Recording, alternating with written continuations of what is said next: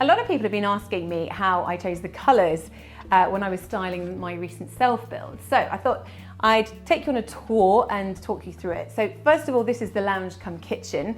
As you can see, quite a neutral background actually, lots of whites and greys. The walls have a slight off-white, it's an Albany Clement white, so it's not as stark, not as clinical as Brilliant White can be. The kitchen obviously has a grey to it as well, but I've gone for tiles that are more silvery and mirrored that really lift that grey.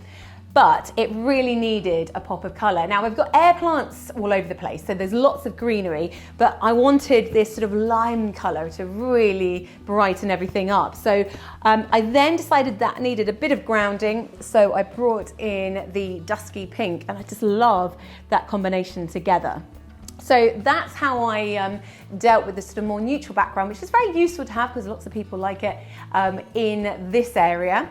And then in the blue room, well, I love blues in bedrooms because they're very calming, but it can be a bit cold and sometimes a little bit boring. So I heated it up with some injections of gold on the side tables that I upcycled and the cushion, and in the artwork I painted as well. And then I added in some other greens and blues and turquoises as well, mainly in the artwork, but that all then ties in with the ensuite shower room. And it's really important that the two always complement each other.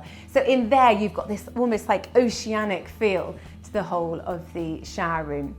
So in the other bedroom is plum and lime, so we're back to that lime again, but this room naturally is quite dark, it doesn't get much light, so I didn't want to fight that and try and lighten it instead. I just went with the mood, and the lime is what sort of brings it alive, but the plum then just says, yeah, hang on, we're pretty grounded here in this room.